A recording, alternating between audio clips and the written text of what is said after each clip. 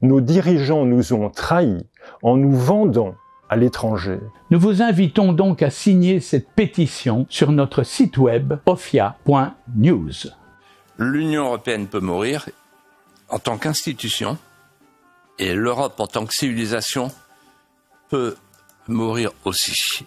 Bonjour à tous et bonne année 2026. Le docteur Alain Collignon et moi réalisons cette vidéo citoyenne parce que nous constatons que les événements s'enchaînent et que l'heure est grave. Le déclin de la civilisation européenne s'accélère. En tant que citoyens de pays européens, nous devons solliciter nos dirigeants avec plus de vigueur dès maintenant. Il en va de notre avenir, de celui de nos enfants et petits-enfants. Demain, il sera trop tard, l'effet domino de notre effondrement sera irréversible.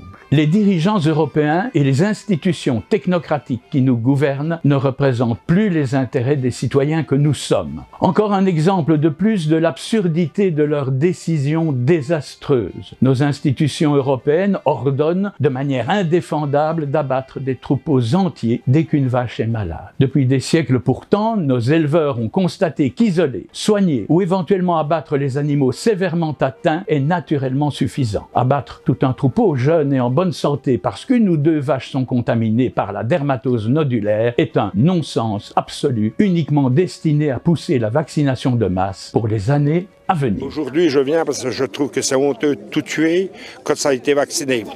Malgré la vaccination de tout le cheptel contre la dermatose nodulaire, la découverte d'un seul cas a condamné tout le troupeau.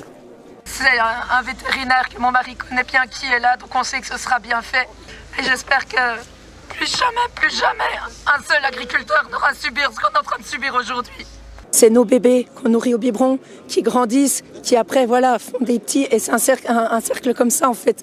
Elles nous connaissent et font partie de la famille. La vaccination de masse est, avec la vente d'armes, un des business les plus lucratifs au monde, jouissant d'un lobbyisme exacerbé. Comprenez bien qu'il n'y a pas de plus beau marché que celui de vacciner chaque année tous les bovins ou tous les humains, qu'ils soient jeunes, vieux, en bonne santé ou non, avec un produit standard et breveté. Quel business magnifiquement rentable!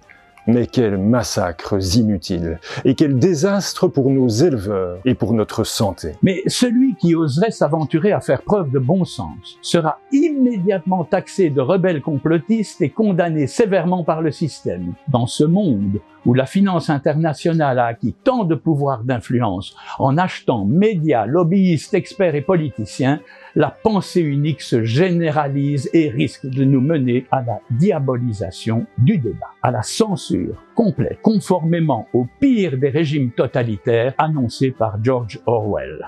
Les institutions européennes piétinent des siècles de connaissances et de bonnes pratiques de nos éleveurs. Ils ruinent aussi nos agriculteurs et les poussent au suicide ou à la révolte. Chaque traité international de libre-échange, comme celui du Mercosur, ne fait qu'aggraver la situation. Le vase est déjà plein et ce ne sont pas des gouttes qu'ils y versent, mais d'effroyables torrents. L'hypermondialisation ne favorise que les grands groupes industriels et la finance internationale. Les lobbies qui gangrènent nos institutions européennes propagent des études faussées avec des experts coupables de conflits d'intérêts, interprétant les chiffres toujours dans l'intérêt des grands groupes industriels internationaux qui les financent. Les institutions européennes ont vidé nos pays de leur souveraineté.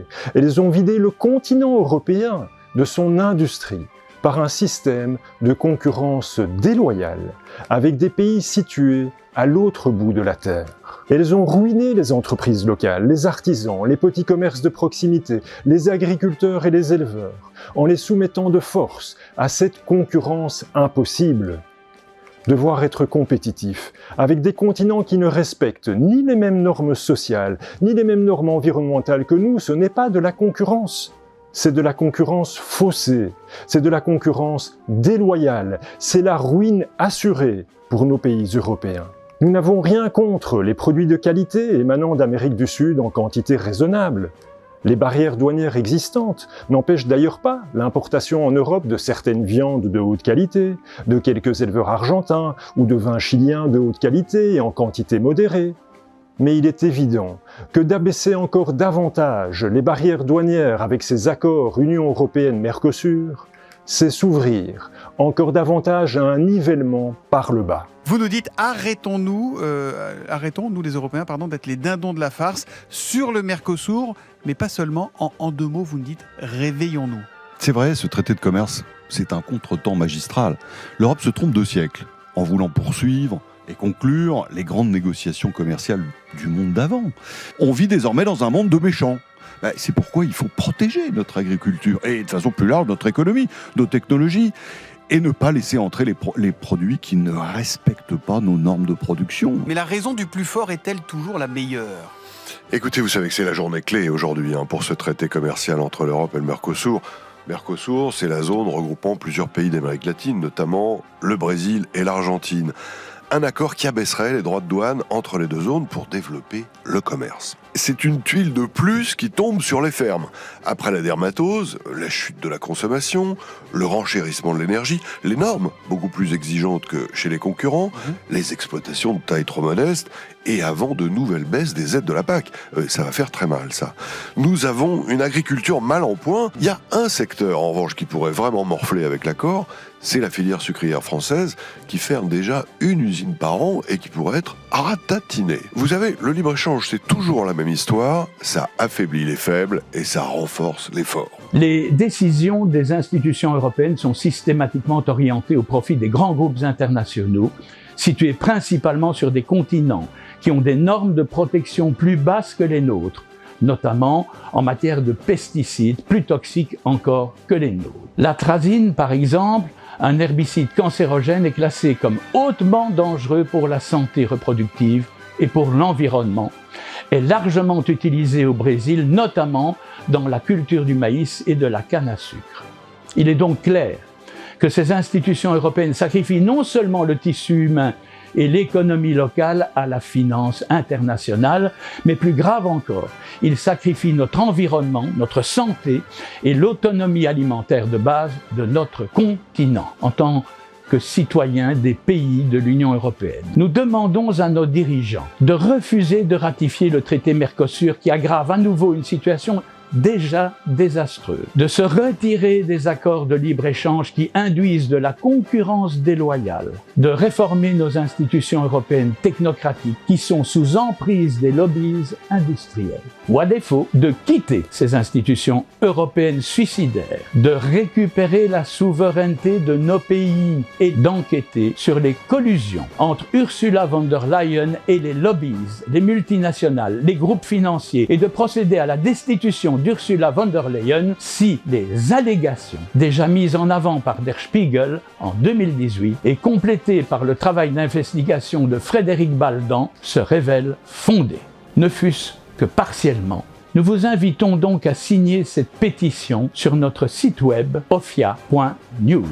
En conclusion, nos institutions européennes combinent technocratie, bureaucratie, hyper-réglementation, lobbyisme intensif et corruption.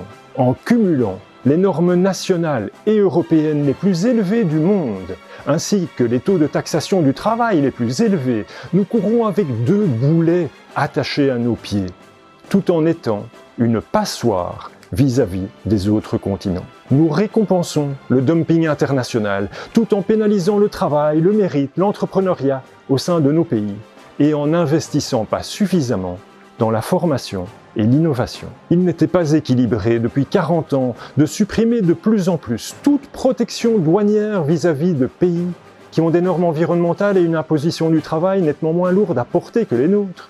Et ce phénomène continue à s'aggraver à chaque traité conçu par nos institutions technocratiques européennes. Ces décisions désastreuses mènent à l'accélération de l'effondrement économique et social de nos pays européens. Même l'industrie automobile allemande, maintenant qu'elle est privée d'énergie bon marché, est en cours d'effondrement. L'évolution du PIB par habitant, des balances commerciales extérieures, des taux de chômage des jeunes, des taux d'imposition du travail, des taux d'endettement des États. Tous les indicateurs de nos pays européens montrent un décrochage par rapport au continent américain et à l'Asie. L'Europe est victime de cette mondialisation déséquilibrée. Nos dirigeants nous ont trahis en nous vendant à l'étranger.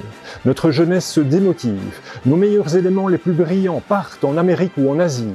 notre continent s'est sclérosé et accélère son déclin. Nous étions pourtant le berceau de la démocratie, des droits de l'homme et de l'industrialisation. Mais notre rayonnement s'est éteint peu à peu. Notre flamme ne brille presque plus. Il est plus que temps d'agir si nous voulons que nos pays européens aient un avenir autre que celui d'un grand effondrement sur lui-même. Notre pétition pour exiger un autre avenir, ainsi que quelques sources de documentation sont en ligne sur www.ofia.news.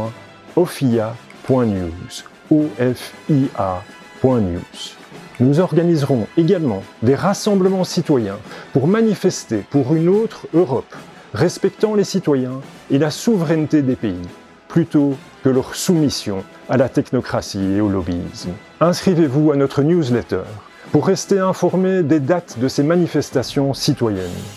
Merci pour votre aide. La situation nécessite d'agir avec détermination. Ensemble, nous pouvons peut-être encore bâtir un autre avenir.